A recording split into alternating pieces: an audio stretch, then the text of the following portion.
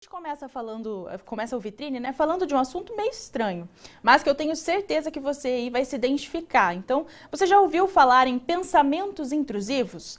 Talvez pelo nome assim você não saiba, mas dá uma olhada na explicação que tudo vai fazer sentido. Ter vontade de gritar em um ambiente silencioso. Ideias inaceitáveis socialmente ou então aquele desejo de jogar o celular pela janela do nada. Isso tudo sem qualquer motivo aparente. Ou então dar aquele pescotapa em uma criança aleatória que está fazendo birra na fila do supermercado. Bom, qualquer coisa nesse sentido tem um nome e se chama pensamento intrusivo. Dá uma olhada.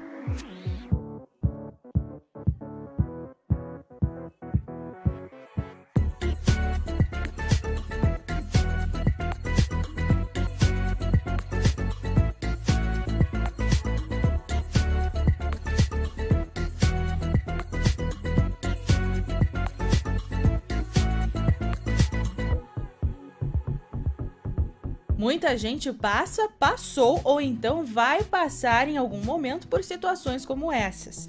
Ocasionalmente, de forma breve, elas são encaradas como normais, porque o cérebro, bombardeado por tantas informações de todos os lados, está sujeito a produzir pensamentos interpretados como inúteis.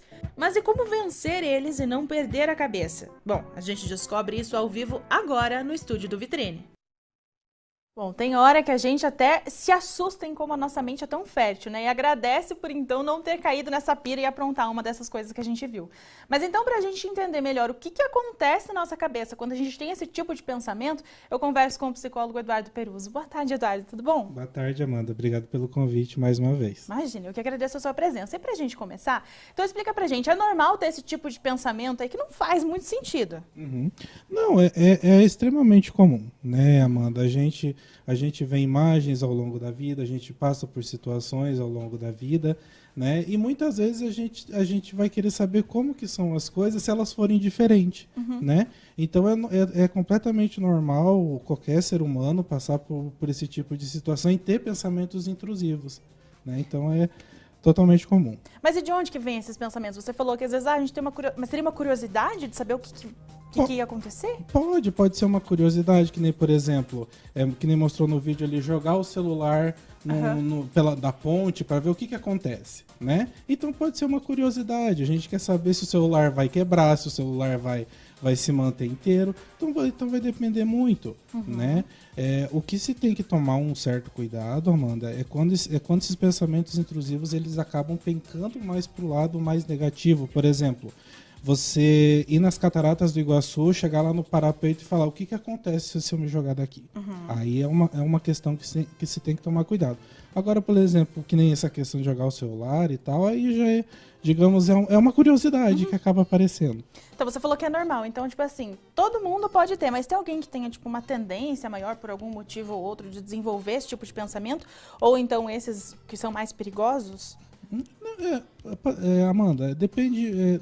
Na verdade, todo mundo tem, né? Não tem um tipo específico de pessoa que vai ter a tendência. Todo mundo vai ter pensamento intrusivo, né? Porque a gente vai passar por situações na vida, a gente vai ver muita coisa e a gente vai ter curiosidade. E é muita informação, né? Então, obviamente que todo mundo, uma hora ou outra, passa por isso. E você comentou ali, né? Tipo, quando passa a ser, tipo, perigoso, então a pessoa que chega ali na beira da... vai se jogar do rio, não vai jogar um celular, alguma coisa, vai se jogar. Aí começa a ser risco, né? Então, mesmo sendo normal, a partir de que momento que isso passa a não ser normal? Tipo, vale ligar o sinal de alerta aí porque tá errado. A questão é quando esse pensamento ele começa a ficar muito pertinente. Porque, assim, geralmente o pensamento intrusivo, ele vem, aí a gente fala, mas isso aqui não tem sentido, não tem... Né? E daí vai embora, né? A questão é quando ele fica batendo ali muito tempo. E daí vem aquela vontade, né, quase que incontrolável, de fazer aquilo ali, de pegar e fazer determinada coisa.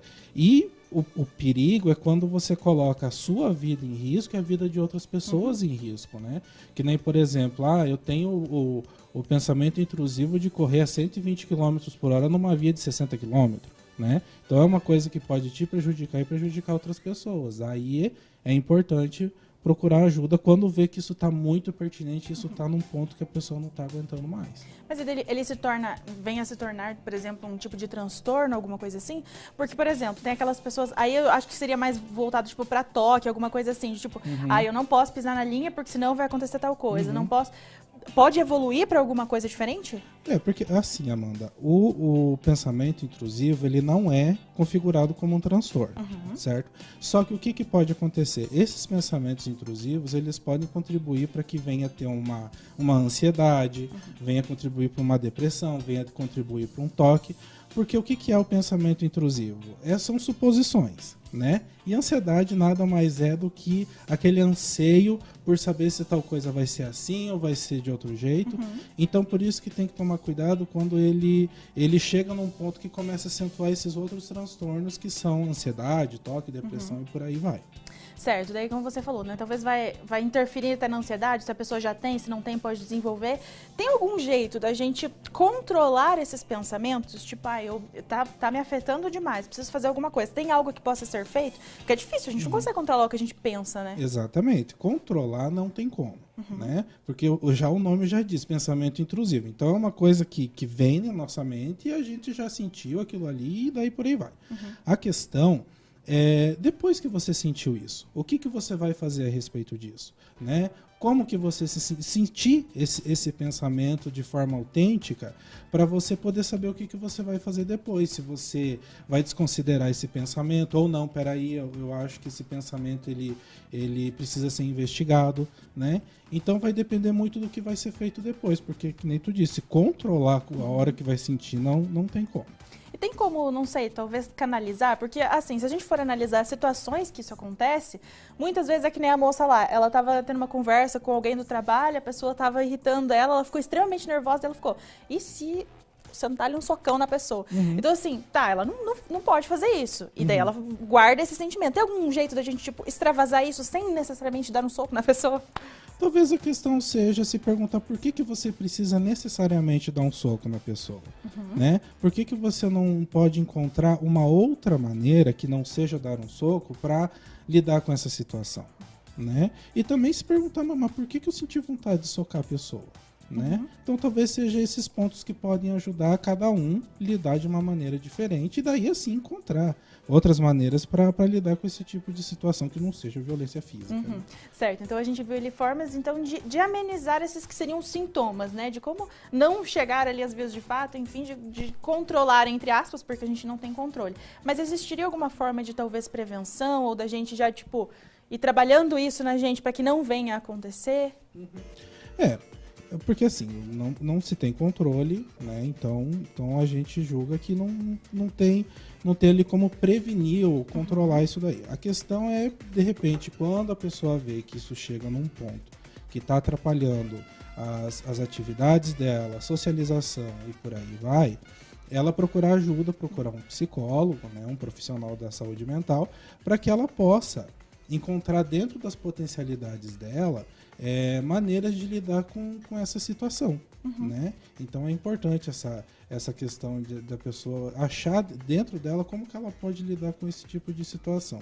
Uma receita não se tem, né? Porque cada um tem um pensamento diferente, né? Cada um vai ter um pensamento intrusivo diferente. O que pode acontecer são pensamentos semelhantes, né? Então, por ser diferente, a maneira como cada um vai lidar vai ser diferente.